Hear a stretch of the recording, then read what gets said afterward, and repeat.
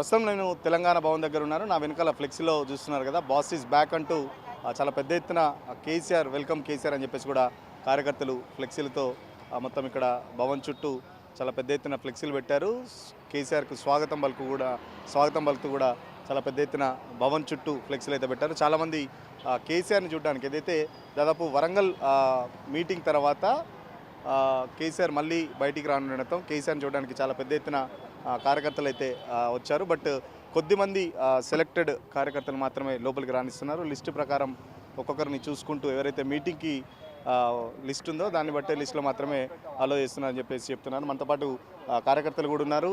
చాలామంది private security కూడా మొత్తం భవన్ చుట్టూ గేట్లోకి ఎవరిని రానివ్వకుండా ఒక లిస్టు ప్రకారము వాళ్ళని అలో చేస్తున్నారు. లిస్టు చూసుకొని ఎవరైతే మీటింగ్కి లిస్ట్ ఉందో ఆ లిస్టు ప్రకారం మాజీ ఎమ్మెల్యేలు కానీ మాజీ ఎంపీలు, ఇట్లా కార్పొరేషన్ చైర్మన్లు, జెడ్పీ సంబంధించిన చైర్మన్లు, రాష్ట్ర కార్యవర్గంతో పాటు ఇట్లా ఒక 350 పైగా ప్రతినిధులను అయితే మీటింగ్కి అయితే పర్మిషన్ ఉంది. సో ఆ లిస్టు ప్రకారం ఒక్కొక్కరిని అలో చేస్తున్నారు. చాలామంది కార్యకర్తలు బయటే వెయిట్ చేస్తున్నారు. మరోపక్కన నందినగర్ ఇంటి వద్ద కూడా కార్యకర్తలు పెద్ద ఎత్తున నందినగర్ ఇంటి వద్ద కూడా కార్యకర్తలు అయితే ఉన్నారు. సో కేసీఆర్ ఏం మాట్లాడతారనే దాని మీద చాలా పెద్ద ఎత్తున చర్చ అయితే కొనసాగుతుంది. మనతో పాటు ఇంకొంతమంది కార్యకర్తలు ఉన్నారు, మాట్లాడే ప్రయత్నం చేద్దాం.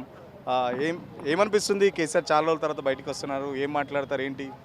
ఆ రోజు కాంగ్రెస్ పార్టీ లేనిపోని హామీలు ఇచ్చి తెలంగాణ ప్రజలను మోసం చేసి గద్దెనెక్కిన తర్వాత 6 హామీలని, ఆ 6 గ్యారంటీలని, 420 హామీలని ఇచ్చి తెలంగాణ ప్రజలను మోసం చేసి గద్దెనెక్కిన తర్వాత ఈరోజు తెలంగాణ సమాజం అంతా గమనిస్తున్నది ఈ కాంగ్రెస్ పార్టీ ఏ విధంగా వైఫల్యం చెందింది. రేవంత్ రెడ్డి గారు కాంగ్రెస్ పార్టీ ఆ రోజు లేనిపోని హామీలు ఇచ్చిన తర్వాత ఈ పూర్తిగా విఫలమైందనే ఒక ఉద్దేశంతో మా పెద్ద సార్ కూడా, బీఆర్ఎస్ పార్టీ అధినేత కూడా ఇన్ని రోజులు ఈ కాంగ్రెస్ ప్రభుత్వాన్ని విమర్శించకుండా చూద్దాం, ఇంకా వీరు ఏం చేస్తారు, తెలంగాణ సమాజానికి ఉపయోగపడే పనులు ఏమైనా చేస్తారా అనే ఉద్దేశంతో ఇన్ని రోజులు వేచి చూడడం జరిగింది. కానీ ఈ 2 సంవత్సరాల కాలంలో వాళ్ళు పూర్తిగా తేలిపోయింది. కాంగ్రెస్ ప్రభుత్వము, ఈ కాంగ్రెస్ పార్టీ ఈ తెలంగాణ సమాజానికి ఏమీ చేయదు. కాబట్టి ఖచ్చితంగా నేను తెలంగాణ ప్రజల పక్షాన వచ్చి ఈ కాంగ్రెస్ ప్రభుత్వాన్ని ప్రశ్నించాలని ఒక దృఢ సంకల్పంతో ఈరోజు బీఆర్ఎస్ పార్టీ అధినేత కేసీఆర్ గారు వచ్చి ఈరోజు కాంగ్రెస్ పార్టీ ఈ గత 2 సంవత్సరాల కాలంలో ఏ విధంగా విఫలమైనది, తెలంగాణ ప్రజలను ఏ విధంగా మోసం చేస్తుందనే ఉద్దేశంతో ఈరోజు ప్రెస్ మీట్ నిర్వహించబోతున్నారు. గతంలోనే రేవంత్ రెడ్డి చాలాసార్లు చెప్పాడు, అసెంబ్లీకి రావట్లేదు, అసెంబ్లీకి రావాలి, చర్చించాలని చెప్పేసి చెప్తున్న పరిస్థితి. కొద్ది రోజులు అసెంబ్లీ సమావేశాలు కూడా ఉంటే మరి అసెంబ్లీకి వస్తాడా, ఏం చెప్తారు? రేవంత్ రెడ్డి పేరు తీసుకోకుండా ఈసారి కూడా మాట్లాడతారా? కేసీఆర్ ఏం చెప్తారు మరి? ఇప్పుడు ఒకప్పుడు కేసీఆర్ గారు తెలంగాణ రాష్ట్రాన్ని సాధించుకున్న తర్వాత ఆయన ఏ విధంగా అడుగులు వేసిర్రు? ఒకటేందంటే వ్యవసాయం, రైతులను, సామాన్య ప్రజలను, తెలంగాణ సమాజాన్ని ఏ విధంగా పైకి తీసుకురావాలనే ఒక ఉద్దేశంతో కేసీఆర్ గారు పాటుపడితే, ఇక్కడ ముఖ్యమంత్రిగా బాధ్యతలు స్వీకరించిన తర్వాత రేవంత్ రెడ్డి గారు ఏ విధంగా అంటే ఫ్యూచర్ సిటీ అని, రియల్ ఎస్టేట్ అని, హైడ్రా అని రకరకాల ఏ విధంగా దోపిడీ చేసుకోవాలనే ఒక దురుద్దేశంతో, ఒక దుర్బుద్ధితో పాలన కొనసాగిస్తున్నాడు. కాబట్టి మా కేసీఆర్ గారు కూడా ఇన్ని రోజులు, ఎందుకంటే కొత్తగా వచ్చిన గవర్నమెంట్ని చూద్దాం, ప్రభుత్వాన్ని చూద్దామనే ఉద్దేశంతో అసెంబ్లీకి కొన్ని రోజులు ఒకసారి అయితే అటెండ్ అయ్యారు. 3 మంత్స్లో ఒకసారి అటెండ్ అవ్వాలనే ఒక ఉద్దేశంతో ఒకసారి అటెండ్ అయ్యారు. వీళ్ళ సంబంధించిన విషయాలను క్షుణ్ణంగా పరిశీలిస్తూనే ఉన్నారు. అయితే ఇప్పటి నుంచి 2 సంవత్సరాల కాలం పూర్తయిపోయిన తర్వాత ఇప్పటి నుంచి కంటిన్యూగా అసెంబ్లీకి వస్తారు.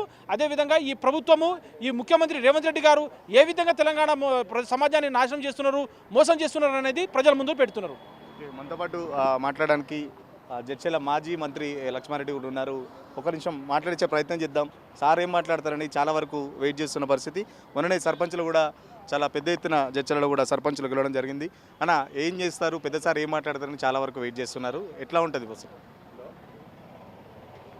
అంటే ఆల్రెడీ ముందే క్లియర్గా ఇన్ఫర్మేషన్ ఇవ్వడం జరిగింది. ఈ నదీ జలాలు, గోదావరి కావచ్చు, కృష్ణానది జలాలు ఆంధ్ర వాళ్ళు వాటిని కొల్లగొట్టడానికి ప్రయత్నం చేస్తూ ఉన్నారు. మరి తెలంగాణ ప్రభుత్వం పట్టించుకోవట్లేదు. కనీసం వాటి గురించి అవగాహన లేని పరిస్థితి ఈ రాష్ట్ర ప్రభుత్వానికి ఉంది. మరి దానిపైన ఇట్లే చూసుకుంటూ పోతే రాష్ట్రం నష్టపోతుంది. కాబట్టి మళ్ళీ అవసరం వస్తే ఉద్యమాలు చేపట్టాలి అనే దిశగా సార్ ఆలోచన చేయడం జరుగుతూ ఉంది. మరి ఈరోజు మా క్యాడర్కి అందరు కూడా దశ నిర్దేశం చేయడానికి అవకాశం ఉంది. మరి అవసరమైతే మహబూబ్నగర్లో బహిరంగ సభ పెట్టాలన్నా ఏందనేది కూడా ఆలోచించడం జరుగుతుంది. మరి గతంలో తెలంగాణ రాష్ట్రం ఉన్నప్పుడు ముఖ్యమంత్రి కేసీఆర్ గారు మన నీటిని మనమే వాడుకోవాలనే దిశగా ప్రయత్నాలు జరిగి ప్రాజెక్ట్ అన్ని కూడా కంప్లీట్ చేయడానికి పనిచేయడం జరిగింది. మరి అటువంటిది ఈ 2 సంవత్సరాల నుంచి ఎక్కడ వేసిన కూడా అక్కడే ఉంది. కాళేశ్వరం కూలింది అనుకుంటే దాన్ని కనీసం రిపేర్ చేయడానికి వాళ్ళు చేతనెత్తలేదు. అదే రకంగా పాలమూరు ఎత్తిపోతల పథకం ఎక్కడ వేసింది అక్కడే ఉంది. 2 సంవత్సరాల్లో కనీసం 2 తట్టల మట్టి తీయలేదు అక్కడ. మరి ఇంత నిర్లక్ష్యంకి గురవుతుంది ప్రాజెక్టులు. మరి ఇవన్నీ ప్రాజెక్టు కంప్లీట్ కావాలి, మన నీళ్ళు మనం వాడుకోవాలి, తర్వాత మన వాటా మనకు దక్కాలన్న దిశగా ఇప్పుడు జరుగుతున్న విషయాలను ప్రజల దృష్టి తీసుకెళ్ళడానికి ముఖ్యమంత్రి మన కేసీఆర్ గారు అమలు చేయడం జరుగుతూ ఉంది.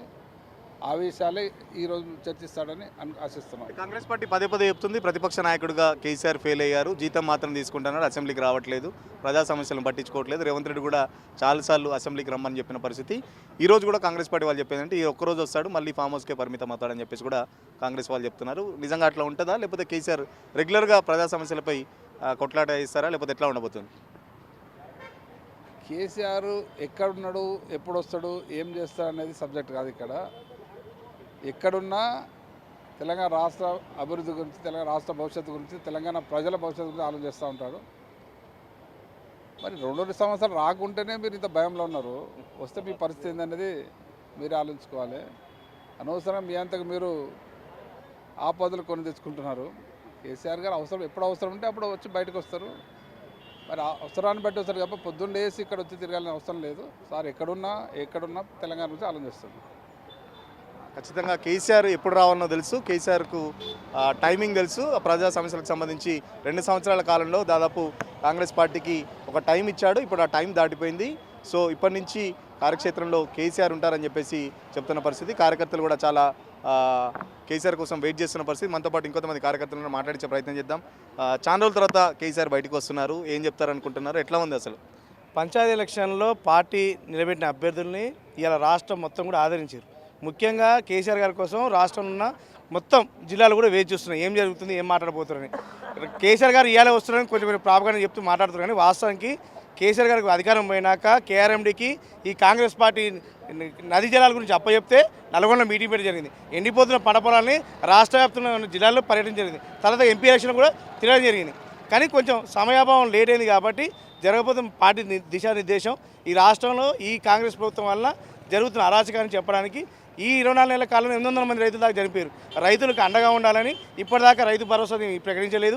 ఇవన్నీ చెప్పాలా, పార్టీ కార్యక్రమాలు ఎలా దిశానిర్దేశించాలా. మళ్ళీ సార్ వస్తున్నారంటే చూస్తూనే ఇలా రాష్ట్రంలో ఎక్కడ నుంచి కూడా జనం అందరు కార్యకర్తలు, ఇది పార్టీ ఓన్లీ ఎమ్మెల్యేల మీటింగ్ అయిపోయినా కానీ కార్యకర్తలు సార్ని చూడాలని ఉత్సాహంతో ఇక్కడ దాకా రావడం జరిగింది.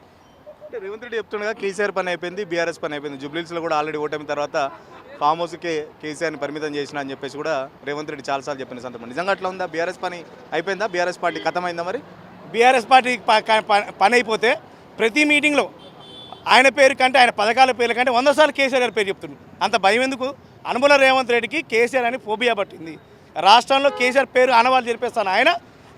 ఆయన గుర్తుపట్టలేదు, కనీసం ముఖ్యమంత్రిగా గుర్తుపట్టలేదు. కేసీఆర్ని వాళ్ళ మంత్రులు ముఖ్యమంత్రిగా అనుకుంటారు. కాబట్టి ఏదో రకంగా గతంలో ప్రతిపక్షంలో ఉన్నప్పుడు కేసీఆర్ తిట్టా, ఇప్పుడు కూడా అట్లా తిడతా అంటే కొంతవరకే నడుస్తుంది. ఇలా కేసీఆర్ అనేట ఆయన తెలంగాణ ప్రజల గుండెలో దేవుడుగా ఉండు. 33 జిల్లాలో మెడికల్ కాలేజ్ కట్టిండు. ఈ ప్రాంతం మా తుంగతుర్తి ప్రాంతంలో ఒకప్పుడు గోరీలు ఉండే, గోదావరి జిల్లాలు తీసుకొచ్చిండు.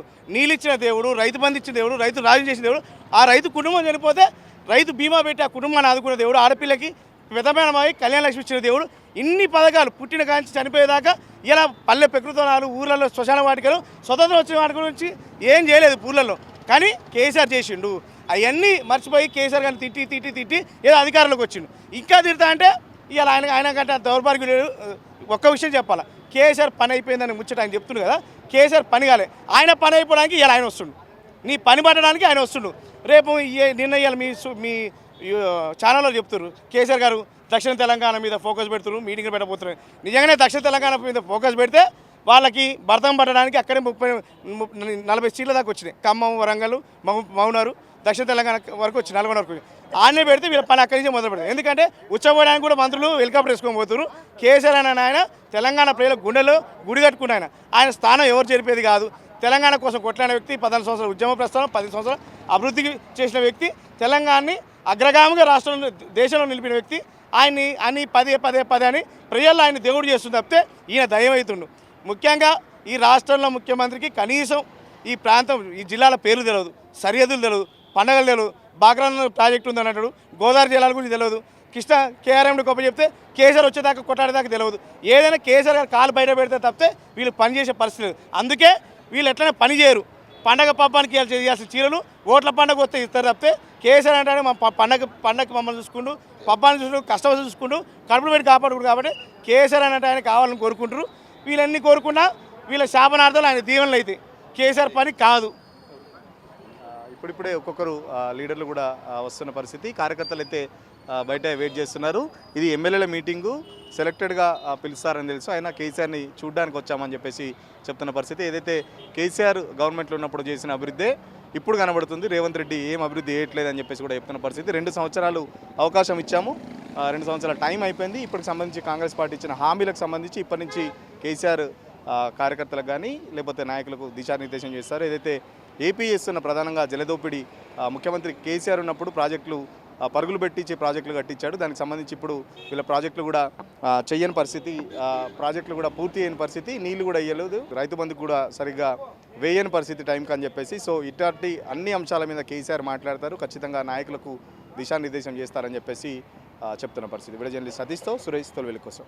అసలైన తొలి వెలుగు. ఫాలో వాట్సాప్ @తొలి వెలుగు official.